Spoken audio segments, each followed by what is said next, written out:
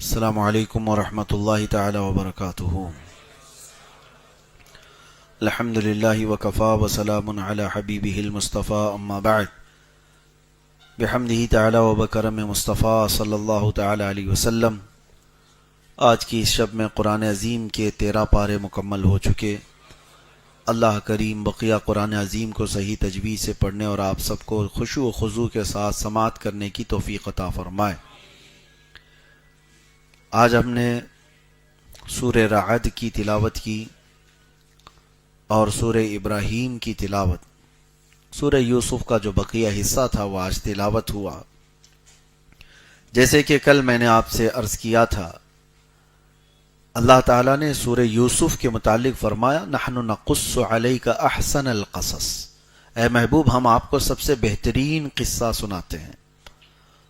تو سورہ یوسف سب سے بہترین قصہ ہے، اور جہاں تک آپ نے سماعت کیا، حضرت سیدنا یوسف علیہ السلام جیل میں تھے اور ان کے ساتھ وَدَخَلَ مَعَهُ السِّجْنَ فَتَيَانِ، 2 نوجوان بھی ان کے ساتھ جیل میں داخل ہوئے تھے۔ پھر ان دونوں نے جو خواب دیکھا تھا، ان کے خواب کی تعبیر صحیح حضرت یوسف علیہ السلام نے بتائی۔ کل جیسے کہ میں نے یہ بھی عرض کیا، خوابوں کی تعبیر کے سلسلے میں یہ بھی ایک علم ہے۔ یہ تعبیر الرؤیا یعنی خوابوں کی تعبیر بتانا، تعبیر کا مطلب سمجھتے ہیں، اس کا کیا اشارہ ہو سکتا ہے، خواب میں کچھ اور دیکھا ہوتا ہے، اس کا معنی کیا ہو سکتا ہے، یہ باضابطہ پورا ایک علم ہے۔ اور اسی لیے فرمایا گیا کہ اپنے خواب ہر کس ناکس کو نہ بتاؤ، غیرے کے سامنے اپنے خوابوں کو نہ بتایا جائے۔ اور مومن کے خواب کے بارے میں اللہ کے نبی صلی اللہ علیہ وسلم نے فرمایا وہ نبوت کا 46واں حصہ ہے، مطلب مومن کے اکثر خواب سچے ہوتے ہیں۔ نبوت اب بند ہو گئی، کسی کو نبوت نہیں ملنے والی ہے، لیکن اللہ تعالیٰ اپنے بندوں کو ہدایت دیتا ہے تو اس کے ذریعے ہیں۔ تو یہ خواب جو ہے بندوں کو ہدایت دینے کا ایک راستہ ہے۔ بسا اوقات تمہیں خواب میں وہ دکھا دیا جاتا ہے جس کی تمہیں حاجت ہو، یا تمہیں کسی چیز سے بڑا نقصان ہونے والا ہو، اس سے تمہیں آگاہ کر دیا جاتا ہے خواب کے اندر۔ تو خوابوں کی تعبیر ایک اپنا علم ہے، لیکن آپ کو میں بتاؤں، جو اس کا علم رکھنے والے علماء ہیں انہی سے خوابوں کی تعبیر پوچھی جائے۔ اور خواب کی تعبیر دیکھنے والے پر بھی ڈیپینڈ کرتی ہے، حالت پر بھی ڈیپینڈ کرتی ہے، کس وقت دیکھا، دن میں خواب دیکھ رہا تھا یا رات کے وقت سونے میں خواب دیکھا ہے، اور دیکھنے والا کیسا ہے، متقی پرہیزگار ہے یا فاسق و فاجر آدمی ہے۔ ایک ہی خواب ہو سکتا ہے لیکن دونوں کے معنی الگ الگ ہو سکتے ہیں۔ حضرت محمد بن سیرین یہ تابعی ہیں، خوابوں کی تعبیر کے بڑے عالم تھے۔ ان کی کتاب ہے تعبیر الرؤیا، جو اب تک امت میں خوابوں کی تعبیر پر لکھی ہوئی ایک بہت بڑی کتاب ہے۔ حضرت محمد بن سیرین نے کئی مرتبہ خوابوں کی تعبیر کو قرآن سے اخذ کر کے بتایا۔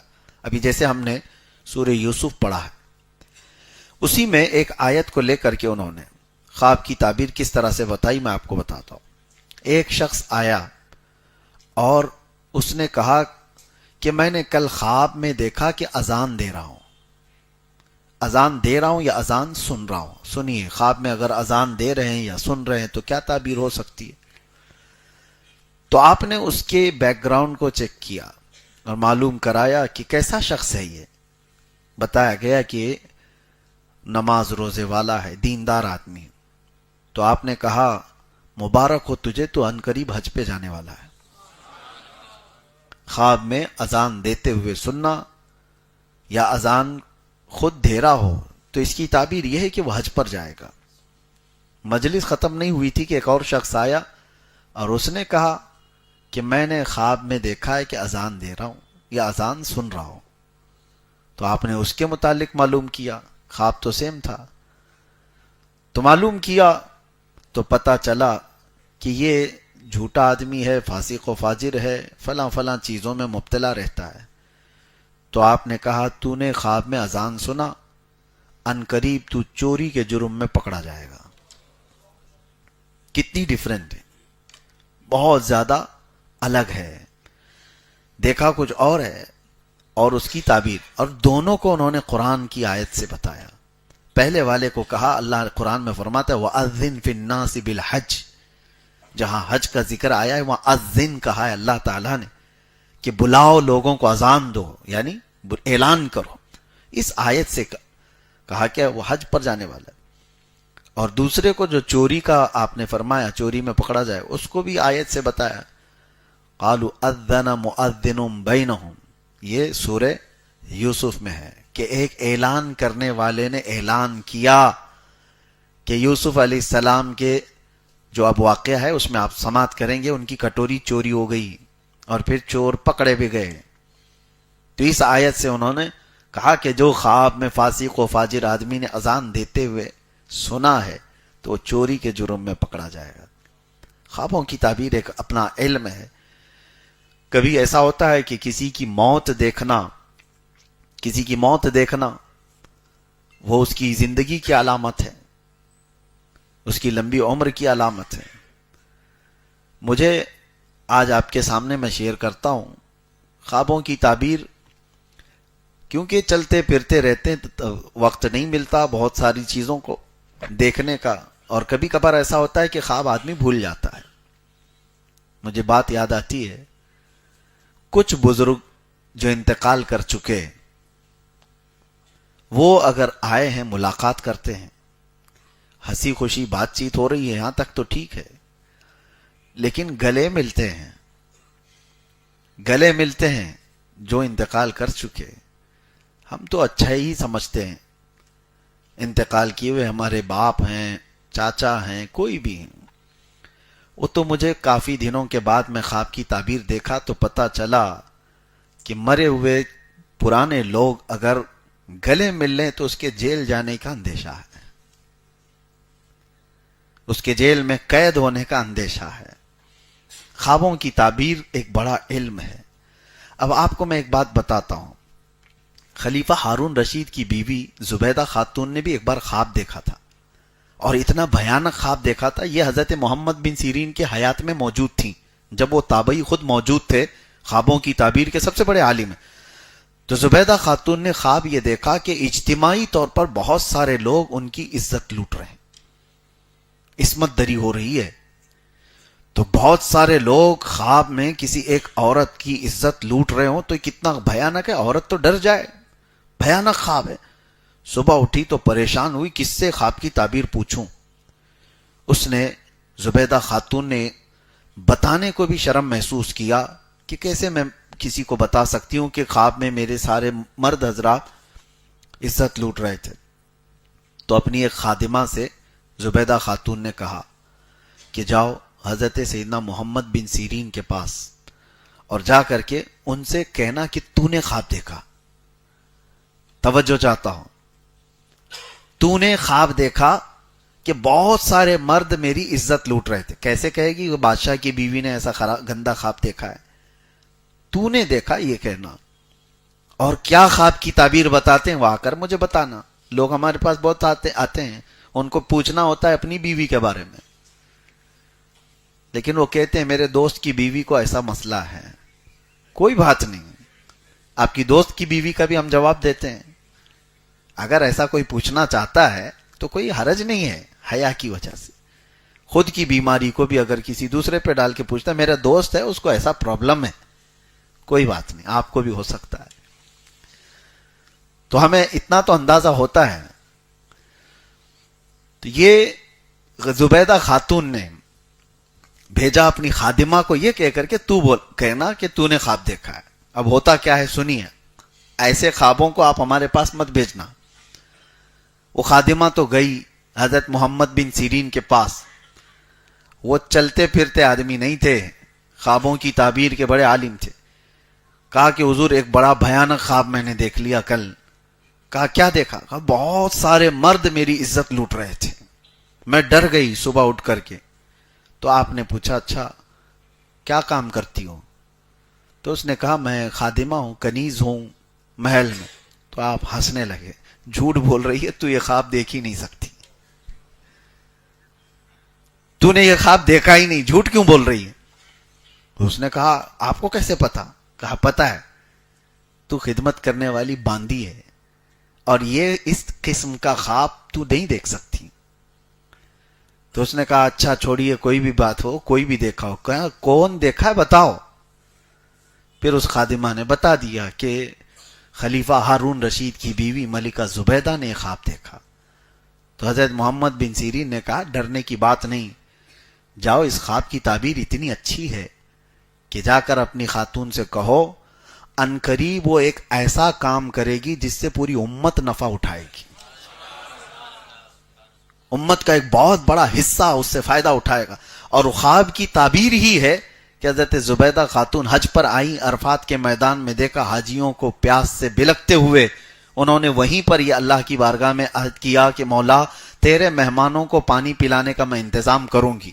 اور اس کے بعد زبیدہ خاتون نے دریائے دجلہ بغداد سے لے کر عرفات کے میدان تک 1400 کلومیٹر کی نہر بنائی، اور وہاں سے جب پانی چھوڑا تو میدان عرفات تک پانی آ گیا، اور ایک دو نہیں 1200 سال تک حاجی لوگ اس سے پانی پیتے رہے. اس خواب کی تعبیر تھی یہ. 1200 سال تک لوگ اس سے نفع اٹھاتے رہے چلچلاتی ہوئی دھوپ میں. اس کے علاوہ پانی کا کوئی وہاں پر ذریعہ نہیں تھا. اب جا کر کے وہ بند ہو گیا جب سعودی حکومت آئی، لیکن اس کی باقیات آج بھی موجود ہیں. آج بھی وہ نہر اسی انداز سے حجاج اکرام جو بھی جاتے ہیں زیارت کرتے ہیں وہ دیکھتے ہیں عرفات کے میدان سے مزدلفہ جانے کے وقت یہ نہر زبیدہ نظر آتی ہے آج بھی. اور حد تو یہ ہے کہ خلیفہ ہارون رشید نے ان سے پوچھا تھا کتنی لاگت آئی اتنی لمبی نہر بنانے میں. تو زبیدہ خاتون نے کیا کہا اپنے شوہر سے؟ کہا میں یہ قومی خزانے سے پیسے نہیں لی تھی، یہ میرے ذاتی خرچے کے پیسے تھے، اس سے میں نے بنوائے. قومی خزانے سے اگر بنائی ہوتی تو میں آپ کو حساب دیتی، یہ میرے ذاتی خرچوں سے میں نے بنایا، لہٰذا حساب میں آپ کو بھی نہیں دوں گی، قیامت کے دن صرف اللہ کے پاس ہوگا. آج تک کسی کو پتا نہیں اس نہر میں کتنی لاگت آئی، کتنا پیسہ گیا، وہ اللہ والے لوگ تھے. تو بہرحال خواب کے سلسلے میں یہ بتا رہا تھا. اور یہ سورہ یوسف بھی شروع ہوتا ہے خواب سے ہی. میں نے کل ہی بتایا تھا حضرت یوسف علیہ السلام نے خواب میں کیا دیکھا تھا، کل کی اگر آپ کو تفسیر یاد ہو تو انہوں نے خواب میں کیا دیکھا تھا؟ 11 ستارے، ایک چاند اور ایک سورج ان کو سجدہ کر رہا. یہ خواب ذہن میں رہے. اور اس کے بعد کیا کیا ہو گیا یوسف علیہ السلام کے ساتھ؟ بھائیوں نے کنویں میں ڈال دیا، وہاں سے قافلہ اٹھا کر لایا بازار مصر میں، وہاں پر ان کو نیلام کیا گیا، پھر بیچ دیا گیا. عزیز مصر کے گھر آئے، زلیخا خاتون فدا ہوئی، الزام لگا، جیل گئے. جیل میں کتنے سال؟ 14 سال چلے گئے. اس کے بعد وہ وقت آیا جب بادشاہ نے بھی خواب دیکھا. دیکھیں خواب کے ارد گرد گھوم رہی ہے بات. اس زمانے کا جو بادشاہ تھا اس نے خواب دیکھا. وہ خواب کیا دیکھا؟ وقال الملك انی ارى 7 بقرات سمان یاکلهن 7 عجاف. وہ کہتا ہے کہ میں خواب میں دیکھا کہ 7 بھینسیں ہیں سوکھی ہوئی، و7 سنبلات خضر واخر یابسات، اور 7 سوکھے گھاس کی اور 7 اچھے والے اناج کی اوٹ دیکھا. ایک خواب ایسا تھا 7 بھینسیں ہیں اور اس میں 7، اس کو کیا کہتے ہیں، گھاس کا جو اوٹ بناتے ہیں کسان لوگ بناتے ہیں بیلوں کے چارے کے لیے، اور 7 ہرے گھاس کے اور 7 سوکھے گھاس کے. اس طرح سے اس نے دیکھا یہ 7 کا عدد کیا ہے. وہ پریشان ہوا. تو اس نے صبح اٹھ کر کے اپنے درباریوں سے پوچھا کہ کوئی ہے جو میرے خواب کی تعبیر بتائے. تو اس کے درباریوں میں وہ چھوٹا ہوا قیدی موجود تھا جس کے خواب کی تعبیر حضرت یوسف علیہ السلام نے جیل میں بتائی تھی، جو انگور کا رس نچوڑ رہا تھا. وہ آزاد بھی ہو گیا. اس نے کہا کہ ہاں مجھے ایک آدمی پتا ہے جو جیل کے اندر رہتا ہے، خوابوں کی سچی سچی تعبیر بتاتا ہے. تو بادشاہ نے کہا اس کو لے آؤ. تب یوسف علیہ السلام کو جیل سے آزاد کر کے لایا گیا.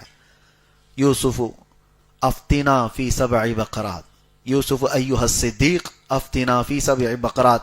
اب بادشاہ کہتا ہے اے یوسف میرے یہ 7 بھینسوں والے خواب کی تعبیر بتاؤ کیا ہوگا.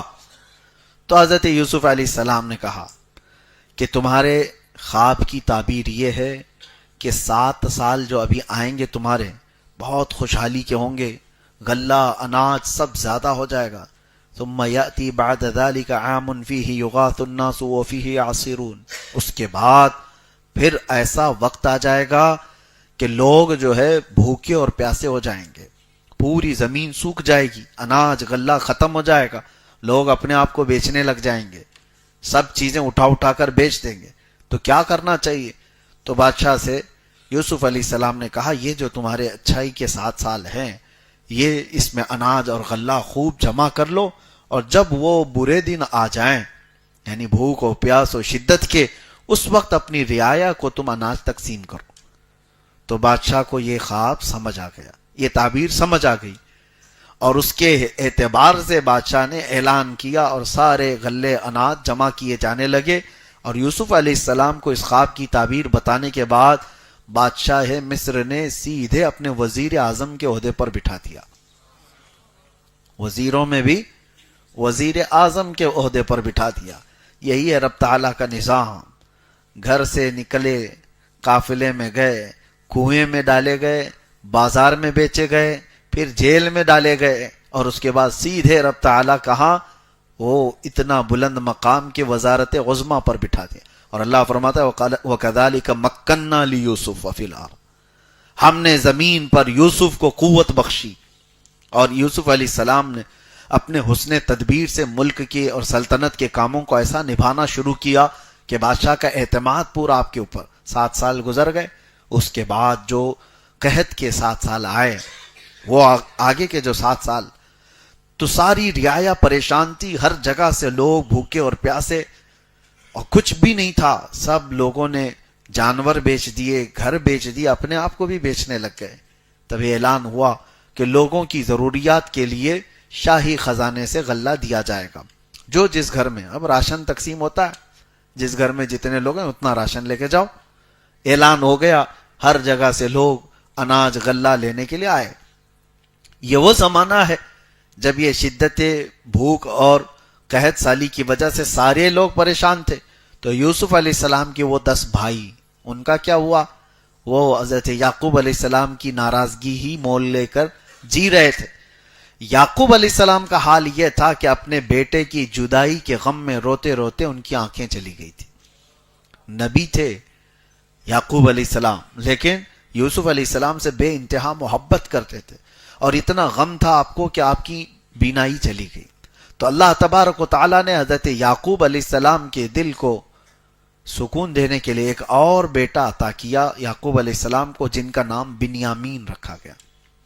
بنیامین، یوسف علیہ السلام کے جانے کے کئی سالوں بعد بنیامین پیدا ہوئے، اور حضرت یعقوب علیہ السلام اب یوسف علیہ السلام کے مقام پر بنیامین کو زیادہ پسند کرتے تھے، اپنے قریب رکھتے تھے، ان سے محبت کرتے تھے، جیسے یوسف علیہ السلام کے ساتھ تھا۔ بہرحال اب غلہ اور اناج جب بٹنے کی بات آئی تو یہ 10 بھائیوں کو بھی حضرت یعقوب علیہ السلام نے کہا جاؤ، بادشاہ مصر غلہ اور اناج تقسیم کر رہا ہے، تم لوگ بھی اپنے حصے کا لے آؤ۔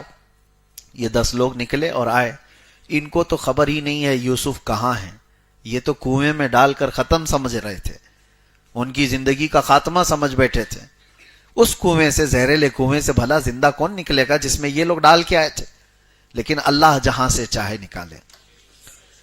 اب یہ 10 آئے اور غلہ جب تقسیم ہو رہا تھا تو یہ لوگ جیسی آئے، حضرت یوسف علیہ السلام نے ان کو دیکھا، دیکھتے ہی پہچان لیا، اور ان لوگوں نے حضرت یوسف علیہ السلام کو نہیں پہچانا۔ بادشاہ وقت کا وزیر اعظم ہے، اتنے بڑے مقام پر ہے۔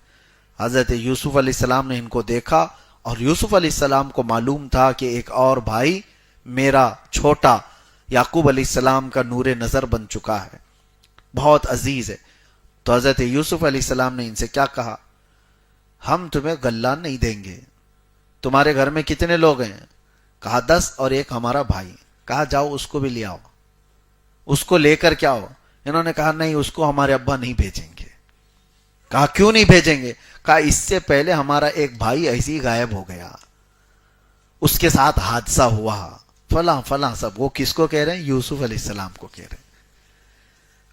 اور کہا کیا وہ اب ہمارے والد کا نور نظر ہے، اس کو ہم نہیں لا سکتے۔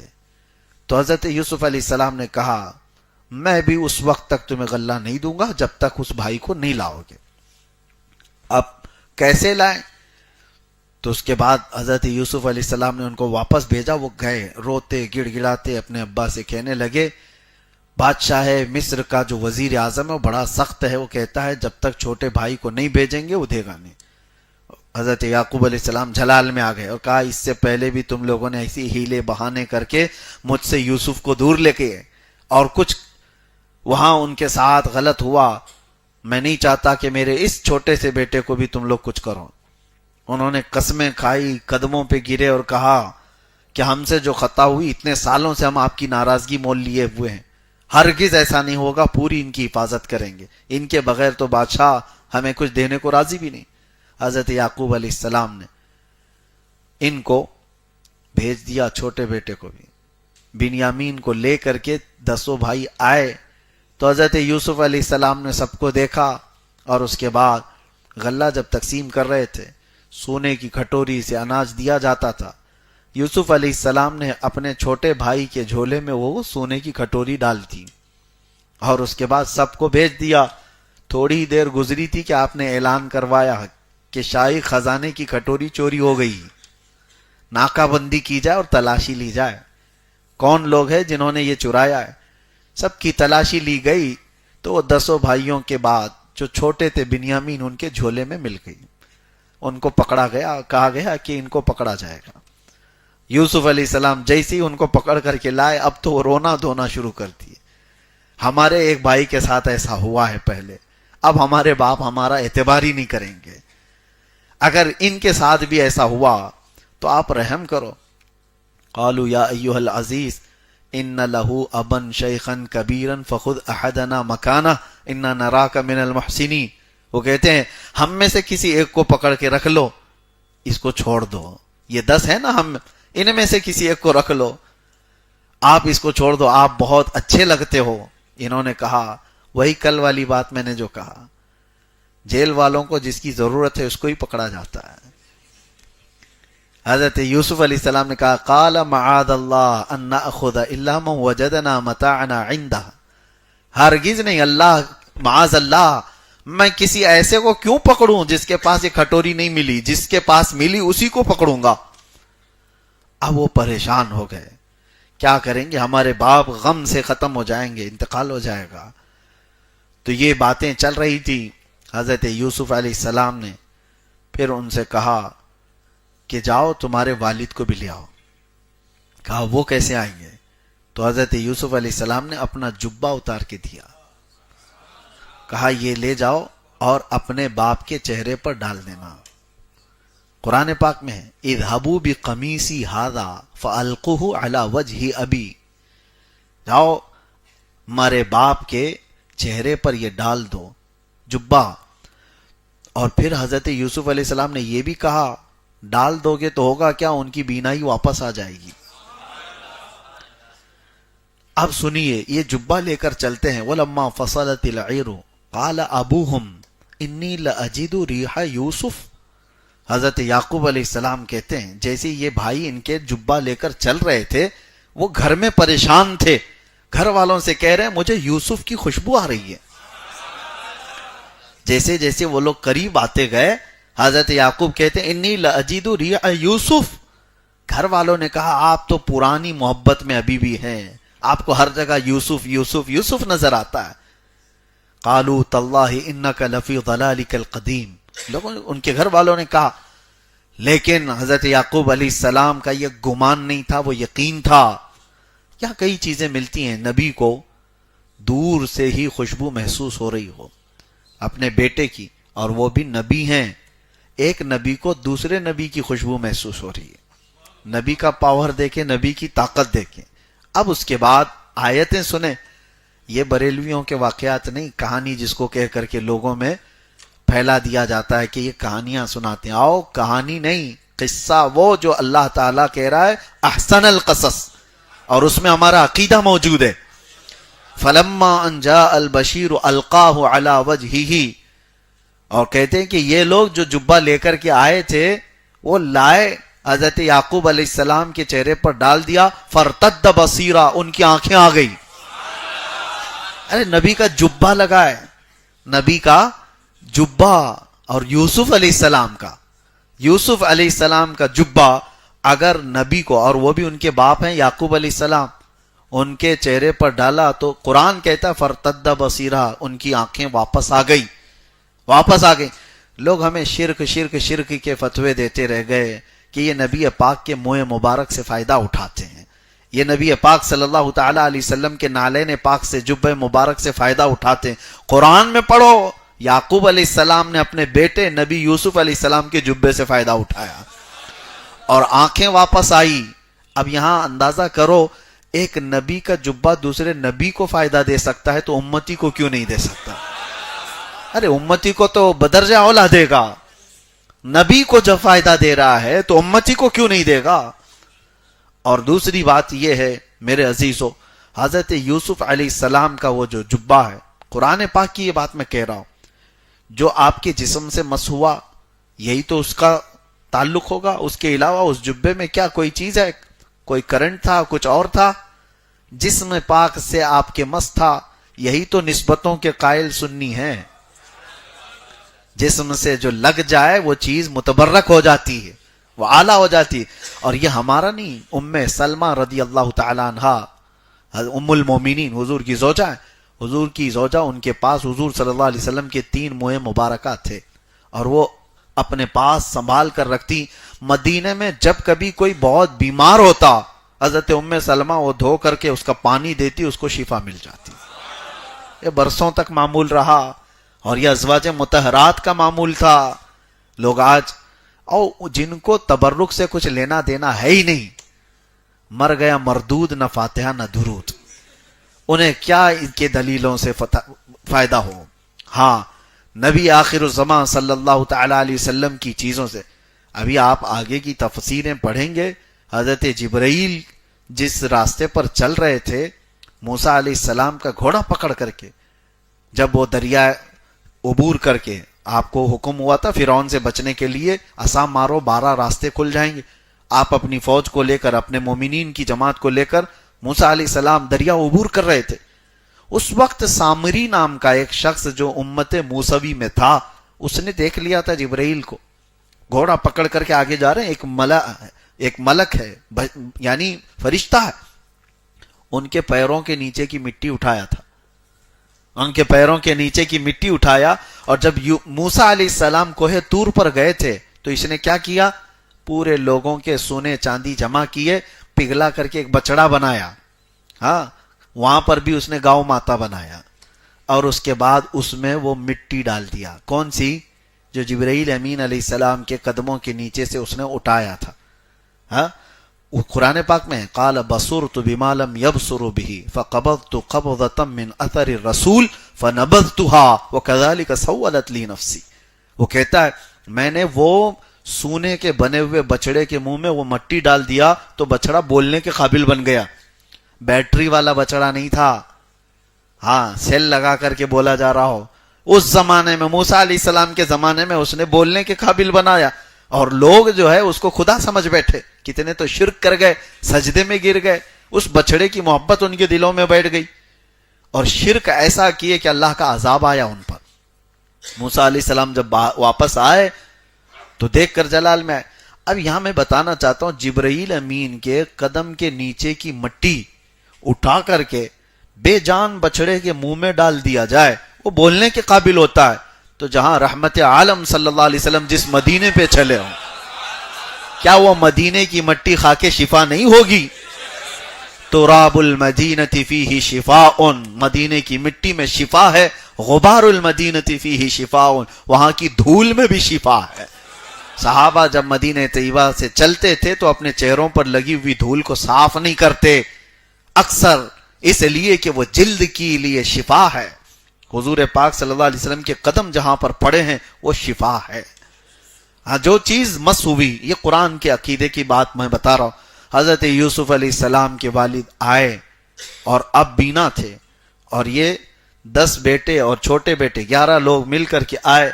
یوسف علیہ السلام کو جیسے ہی انہوں نے دیکھا، عزیز مصر بادشاہ بھی تھا اس وقت، اور حضرت یوسف علیہ السلام نے پھر اپنا قصہ بتایا کہ یہ میرے بھائی ہیں، یہ میرے باپ ہیں، یہ میرے چھوٹے بھائی، انہوں نے یہ کیا تھا فلاں فلاں، اور اللہ تعالیٰ نے مجھے وہاں سے نجات دیا. بازار میں پہنچایا، پھر پرانے بادشاہ کے گھر، وہاں سے جیل سے تمہارے دربار میں. یہ اللہ تبارک و تعالیٰ کی حکمتیں ہیں، جسے جہاں سے چاہتا ہے اٹھا کر بلند کرتا ہے.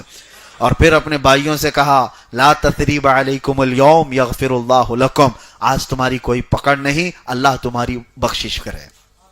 بھائیوں کو انہوں نے معاف کر دیا، آج میں تمہاری کوئی پکڑ نہیں کرتا، اللہ معاف کرے، میں تمہارے لیے استغفار کرتا ہوں. جیسی یوسف علیہ السلام نے یہ کہا، وہ سارے لوگ یوسف علیہ السلام کی تعظیم میں سجدے میں گر گئے، سجدے میں گر گئے. فلما دخلوا على يوسف آوى الیہ ابویہ وقال ادخلوا مصر ان شاء اللہ آمنین.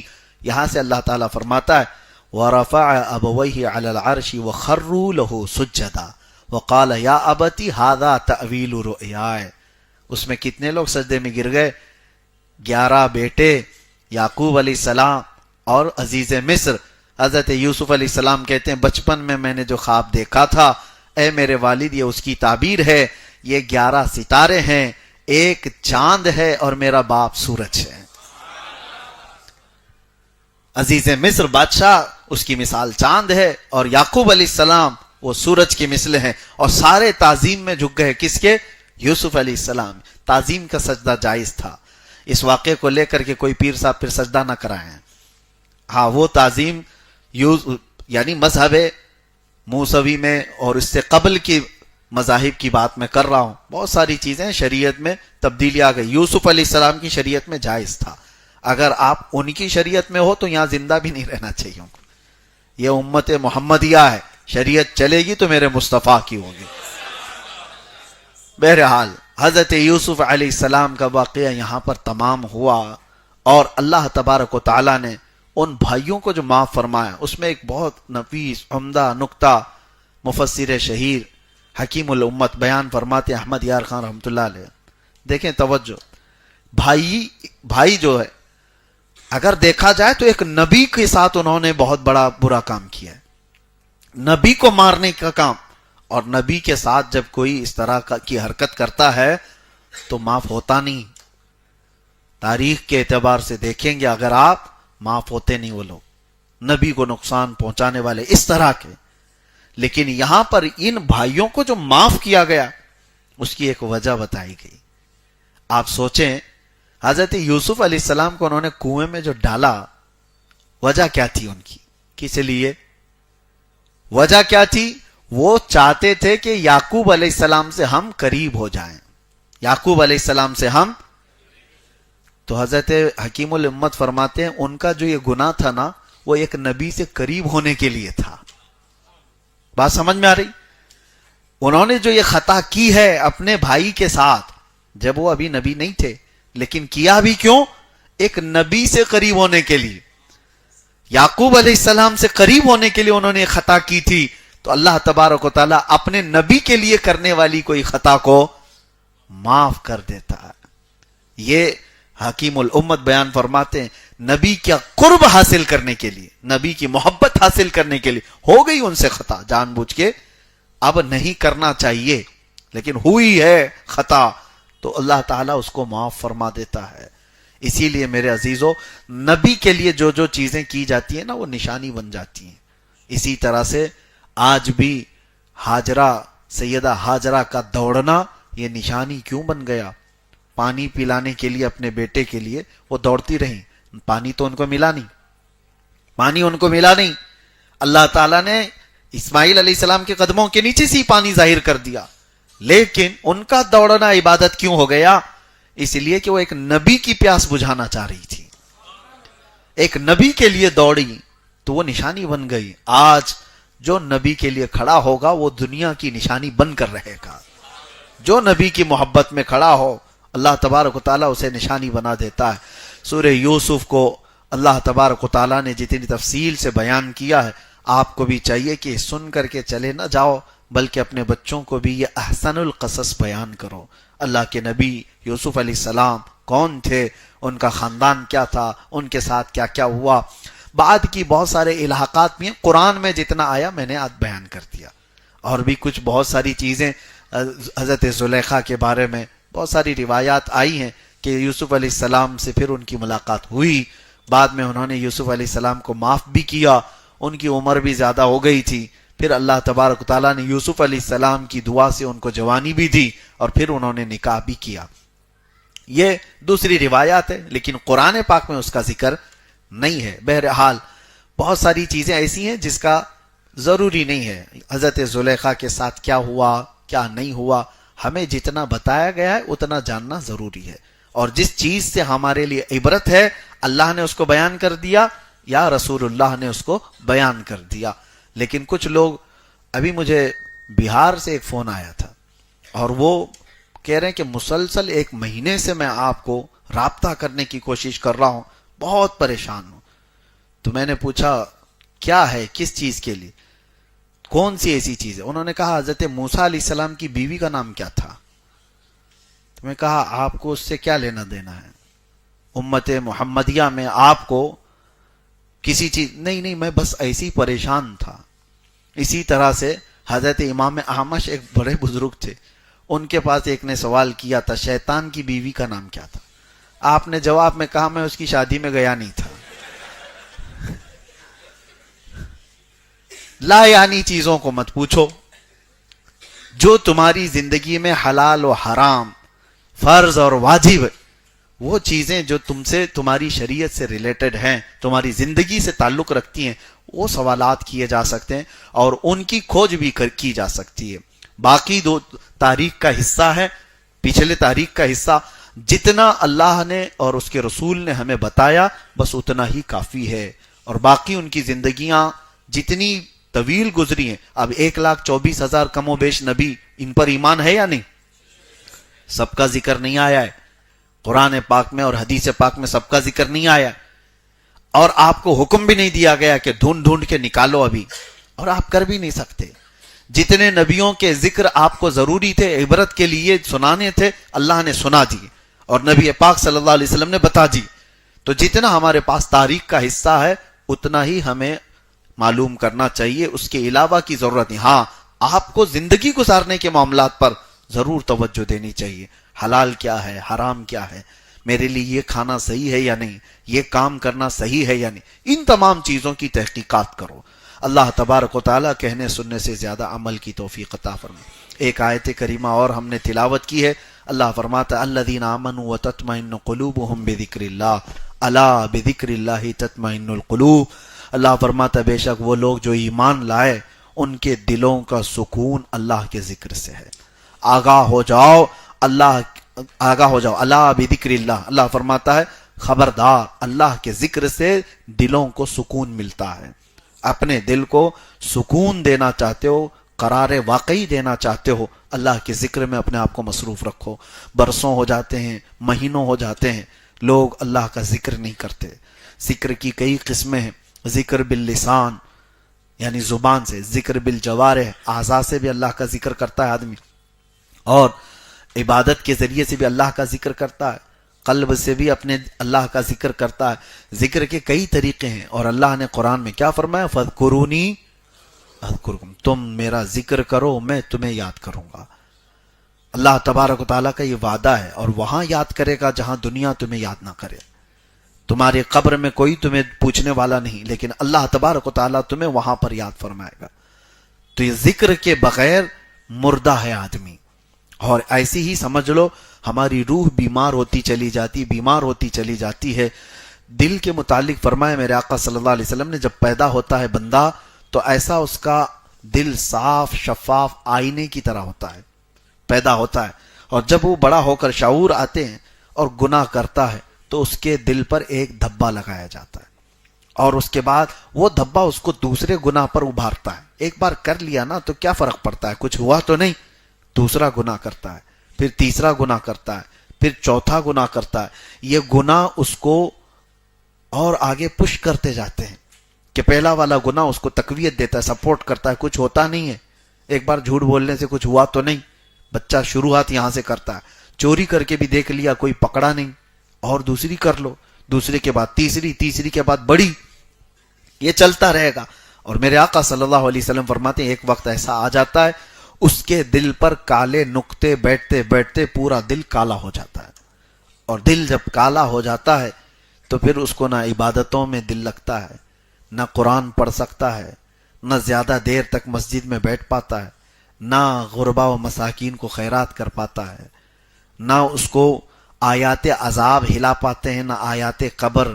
وہ جنازے دیکھتا رہتا ہے، قبرستانوں میں ٹھٹے مار کر ہنستا رہتا ہے. یہ اس کی علامتیں ہیں جس کا دل کالا ہو چکا ہے. اسے نہ مردے کچھ الجھات پاتے ہیں، نہ قبروں کی زندگیاں اسے واض و نصیحت کرتی ہیں. دل جب سیاہ ہو جائے تو یہ بہت سخت ہے. اور اس کے بعد کہا گیا نہایت جب دل سخت ہو جاتا ہے تو اس بندے کے متعلق کوئی بھروسہ نہیں کہ وہ کہاں تک گناہ کر سکتا ہے. وہ ماں سے زنا بھی کر سکتا ہے، باپ اپنی بیٹی سے زنا بھی کر سکتا ہے. یہ تمام چیزیں علامات بتائی گئی. دل کو اتنا سیاہ ہونے نہ دو. کب ہوتا ہے یہ گناہ کرتے کرتے، جب اس کا علاج ہی نہیں کرتا کوئی بندہ. اب اس کا علاج کیا ہے؟ قرآن کہتا ہے دل کو پاک کرنا ہو تو اللہ کا ذکر کرو. جب جب تم ذکر الہی کرو گے یہ میل چھٹتا جاتا ہے، دل کے اوپر سے نکلتا جاتا ہے. اور یہی تو بات ہے کہ اولیاء کاملین ان کا دل پاک ہوتا تھا. تمہارے جاتے ہی وہ تمہارے حالات کو دیکھ لیتے تھے. کیوں؟ ان کا دل آئینہ ہے. تم جو سوچ کر کے آئے ان کے آئینے میں چھپ جاتی تھی باتیں. ساری چیزیں سامنے والا کیا سوچ کر کے آ رہا ہے، اس کے دل میں کیا چل رہا ہے، یہ اس ولی پاک کے دل پر چھپ جاتی. کیوں؟ پاک ہے دل. اور جب پاک دل جس طرف بھی گھومتا ہے وہ لوگوں کو چمکا کے جاتا ہے.